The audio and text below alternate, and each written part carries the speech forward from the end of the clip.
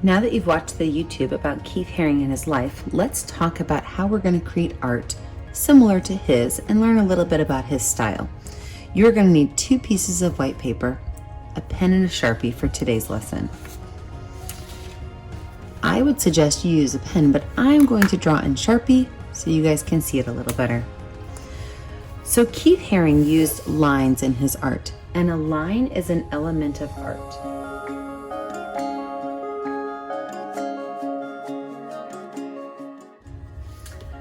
A line is a mark on a surface. Lines can be created with anything you want: marker, pen, pencil, brush, even sticks. You can put them on any surface you want: paper, pottery, walls. The choice is really yours. Line is an element of art. So my question for you today is, how many different lines can you draw? Well, you probably know how to draw a straight line. But can you take that straight line and make it a little more interesting now? This would be a varied line. If you have a straight line, that at some point in the line, it changes the width.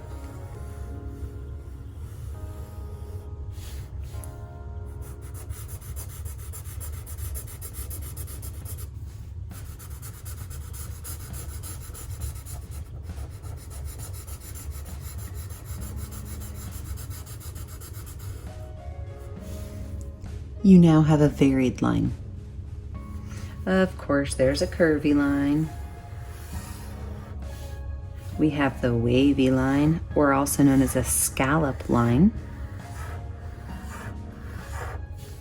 You could do the loopy line.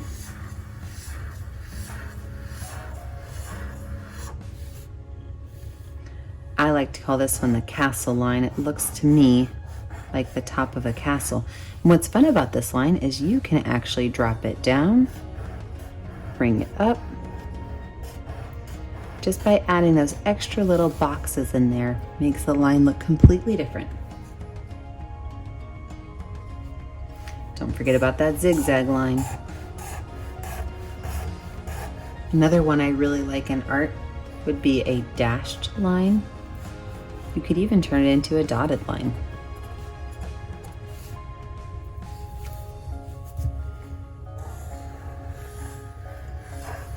This is a wavy line with really high bumps to it.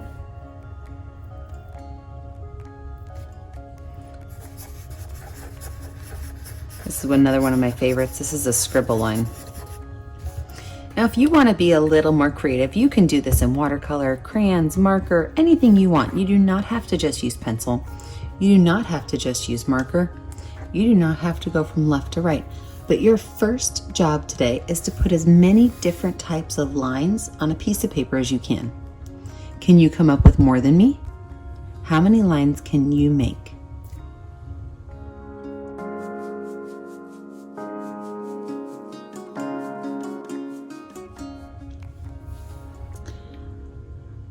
I wonder how many lines you came up with. I added a few lines to mine. I added diagonal lines. I love diagonal lines. I also added a thick line.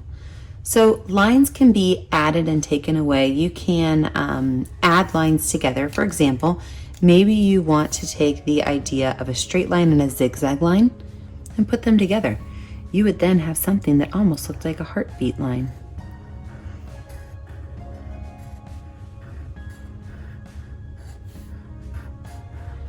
Can you create any lines by adding lines together like I just have here? I added a zigzag line with a straight line. What other lines can you merge together to create new? Pause this video and I want you to see how many lines you can create by adding lines together. Maybe you're going to add a thick line to a castle line, or a dotted line to a wavy line. Pause my video, add some extra lines that are merged together, and when we come back, we're going to talk a little bit more about the elements of art and then the Keith Haring process.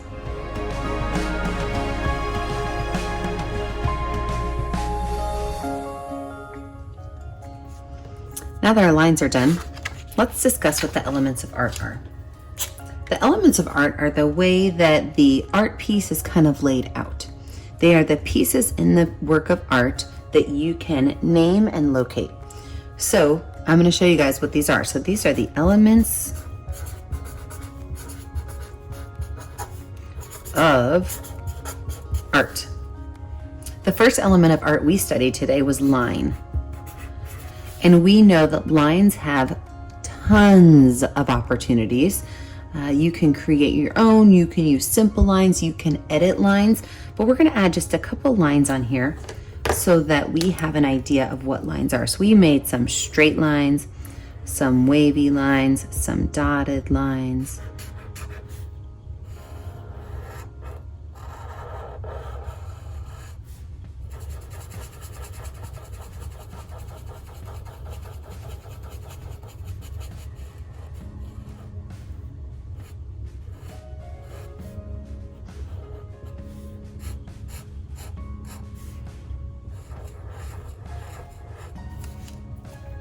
So the first element of art that we're going to study is line.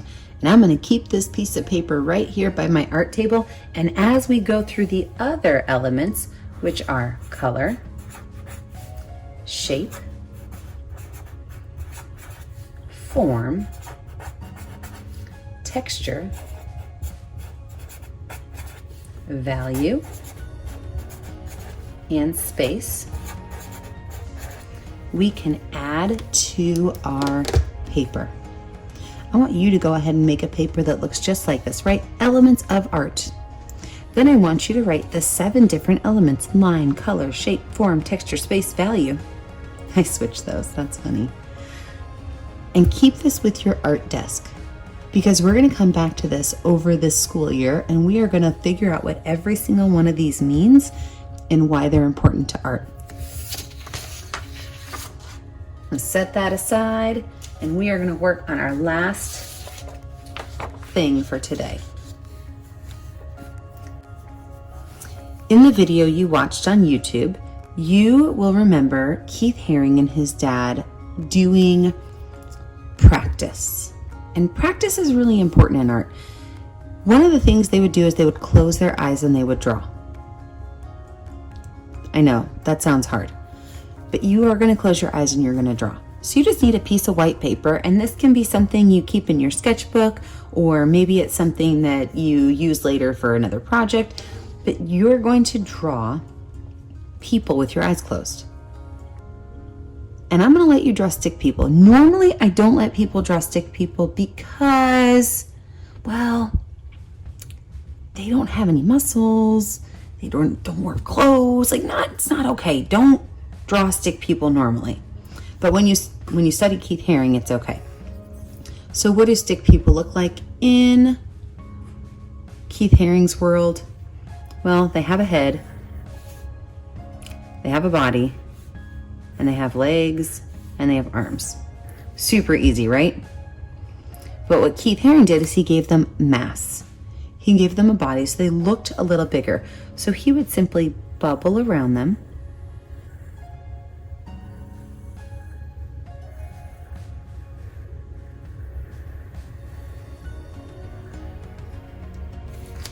And then this bone structure would disappear.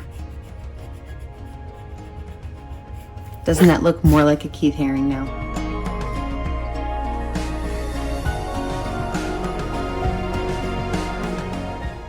So your job today is to close your eyes. Close your eyes and really focus where your pencil is on your paper. I want you to close your eyes and I want you to draw a head. I want you to draw a body. By the way, my eyes are still open. I'll do my eyes closed in a minute. I want you to draw legs. And I want you to draw arms. You do not have to bubble it. We're going to keep it simple. All right, here it goes. I'm going to close my eyes, and you're going to realize that this is going to be hard for me and hard for you. Okay, my eyes are closed. I'm going to draw my head. I'm going to draw my body. I'm going to draw my legs. I'm going to draw my arms. Oh, yep, a little bit off. I'm going to try again. I want you to draw a stick figure. about 10 times. You can use both sides of your paper. And you're going to draw a head. My eyes are closed again. Your body, your legs. I'm going to make this leg bent. And then your arms. And I noticed last time my arms were too low, so I'm thinking to myself, I probably need to go higher up than I thought before. I'll put one arm up. I'm going to do one arm on his hip. Oh, that's hilarious. All right, I have to draw more. I'm going to turn my paper over. So let's recap real quick. You are drawing 10 stick figures with your eyes closed. They can go anywhere on the paper. They can even overlap.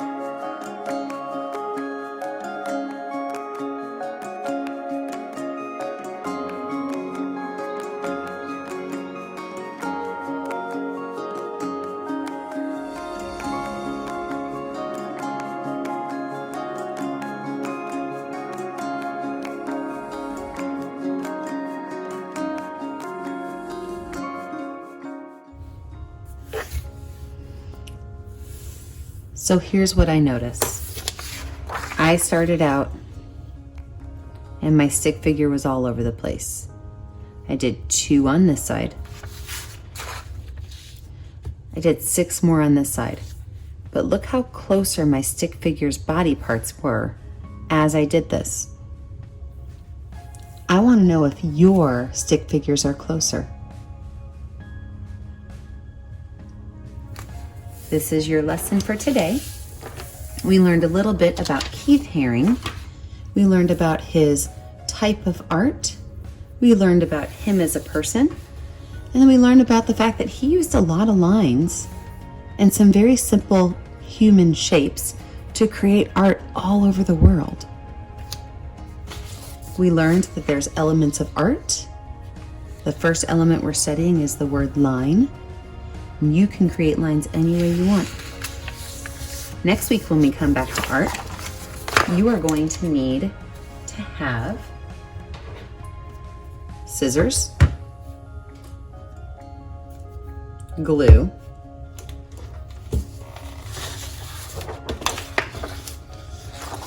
a colored piece of paper. I'm going to use lime green. It's my favorite color.